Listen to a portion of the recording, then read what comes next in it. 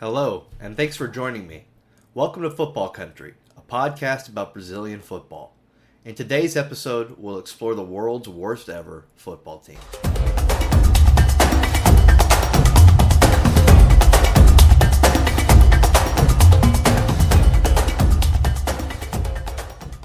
What does it mean for a team to be truly defeated? Even the elite clubs of the beautiful game have suffered title droughts, relegation to the lower leagues, and heartbreak in domestic and international club competitions. Losses are an inevitable part of sports. Without struggle, without setbacks, without the occasional slice of humble pie, the victories wouldn't be as sweet.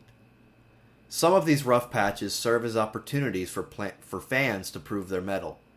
To suffer the slings and arrows of outrageous fortune cements a fan's place in the supporters section. But fans normally weather the storms of fate in the hopes that their teams will reach some future glory, a mountaintop from which they can appreciate their former lows. However, in spite of the human desire to hang one's head after a loss, one sport club here in Brazil's Northeast has not only embraced loss, but built a whole identity around it. In this week's episode, we explore the history and culture of the self-proclaimed worst team in the world, Ibis SC. Ibis Sport Club was founded on the 15th of November 1938 by textile workers in the almost 500-year-old coastal town of Paulista, near the major city of Recife.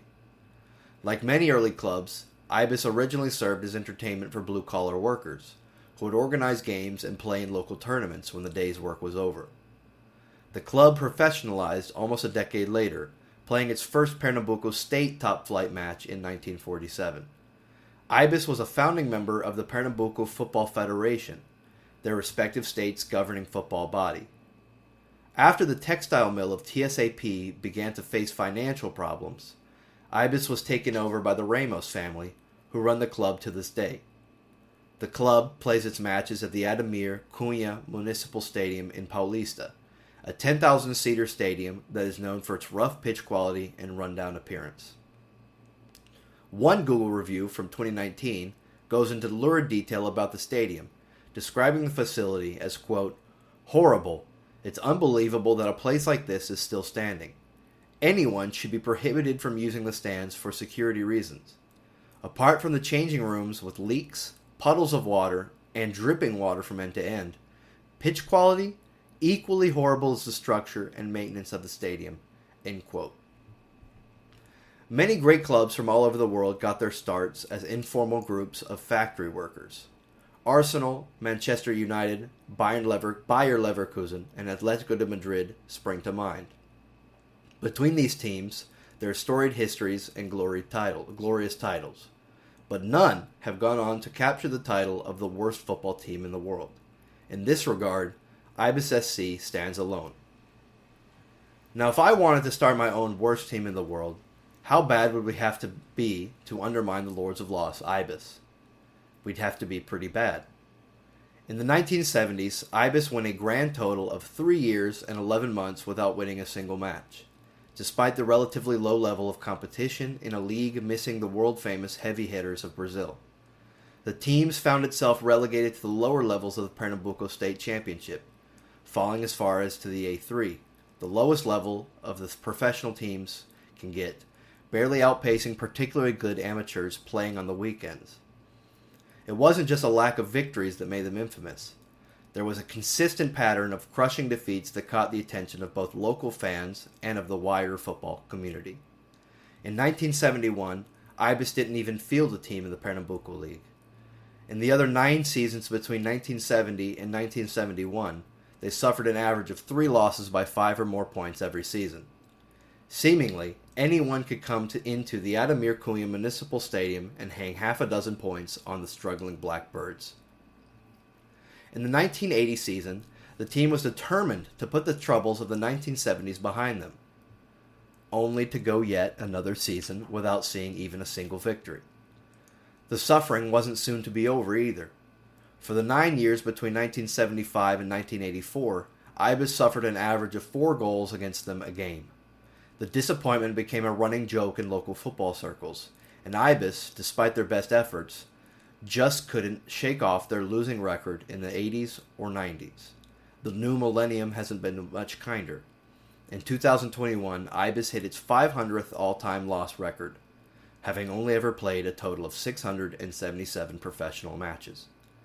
The club's all-time goal differential is a staggering negative 1,570, after having suffered a total of 3,000 goals scored against Ibis. This isn't a single bad season. It's a decade of taking fat beatings. Samuel Taylor Coleridge's famous poem, The Rime of the Ancient Mariner, introduced an albatross around the neck as an idiom describing something heavy weighing a person down. For fans in Paulista, the bird is more fitting. The team mascot is Dejotinha, an anthropomorphic ibis whose name translates as Little Defeat. While the club has, on rare occasion, participated in the top flight of Pernambuco football, in the 2025 season they are playing in the lowest tier of the competition, the A3, having been relegated in the 2024 season. There, they will play against teams which would struggle against even the kids from the 1998 PC game, Backyard Soccer, and their feared striker, Pablo Sanchez. Even when the Blackbirds feast, their fans go hungry. Ibis's only historical results are 2 away wins against Recife's Náutico in 2002 and against Santa Cruz in 2023. Ibis' recent victory against Santa Cruz is surprising. Historically, Santa Cruz has had the upper hand against Ibis, with the scoreboards having shown 7-0, 8-0, 9-0, 10-1, 11-0, and 13-0 twice. It is statistics and results like these that led the Guinness Book of World Records to officially name Ibis Sport Club as the worst team in the world in 2008. Who would ever want to play for the worst team in the world? One of the club's most celebrated players, the left-footed midfielder Mauro Teixeira Torpe, known locally by Ibis supporters as Mao Shampoo, played for the club between 1986 and 1995. Mauro was born in Recife and was raised in an impoverished family. Mauro was one of 14 children and found himself working in Recife's informal economy from a young age. During his childhood, Mauro sold food on the beaches of Recife and worked shining shoes in Recife's well-off neighborhood of Boa Viagem. He also learned to cut hair as a young man. Mauro was a hard worker, willing to do anything to make ends meet. On his off days, Mauro would play football matches on the beach. At an impromptu football match on the beach, Mauro was invited to join Recife Club Náutico's youth team, which he promptly agreed to. However, it was not for Náutico that Mauro with Shampoo would begin his professional career. That would be for the Athletics Association of the Grandmas, literally translated, by the way, which would change its name to Santo Amaro Athletic Association to be able to compete in the Pernambuco State Championship. It was at this club that Mauro would finish second in the 1986 Bronze Cup, the predecessor competition to the Serie C, or third division of Brazilian football. In 1986, Mao Shampoo was transferred to Ibis, where he would play for 9 years until his retirement. Contrary to some people's belief that the nickname was earned because Mauro ran a hair salon when he wasn't manning the midfield, Mauro became known as Shampoo because of his teammates' antics. After a match, Ibis players filled a bathtub full of soapy water and jokingly baptized Mauro, a la Jack Black in Nacho Libre when he baptized Steven with the Tupperware bowl. I make no apology for this comparison. Fitting for the worst team in the world, Mauro only scored one goal in his almost decade in Ibis' starting 11. The goal came during an 8-1 loss against Ferroviário in 1987. Mauro swears this goal was the summit of his life's work and that he had fulfilled his greatest dream, stating, quote, "I only scored one goal in my career, and even then they say it was an own goal.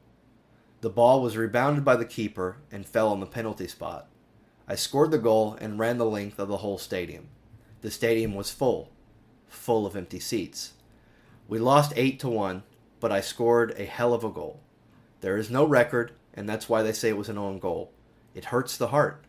It's the goal of my life." Mauro still cuts hair for a living and owns a barbershop in Boa Viagem, Recife, where he once shined shoes as a boy. Even today, he remains the face of Ibis Sport Club. In 2006, a short 22-minute documentary called Mao Shampoo, Footballer, Barber, and Man was made about Mao Shampoo's both remarkable and unremarkable life. In 2012, Mauro ran for city councilman in Recife and was elected runner-up. Today, Mauro is 68 years old. May he have many more years debating whether his sole goal for the Blackbirds was really his doing. Although Mao Shampoo is the face of the club, another member of the worst team in the world has many more unambiguous goals to his name.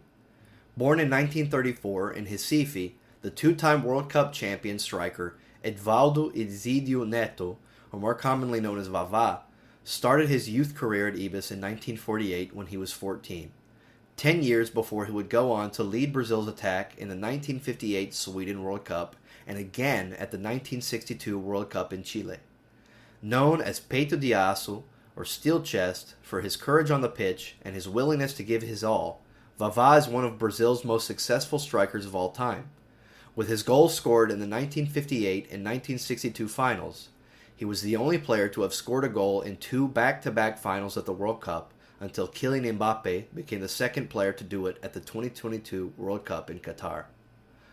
Vava's 9 goals scored between his two participations for Brazil at the World Cup, again in 1958 and 1962, has only been surpassed by Pelé in 1970 and Ronaldo Nazario, or R9, in 2002.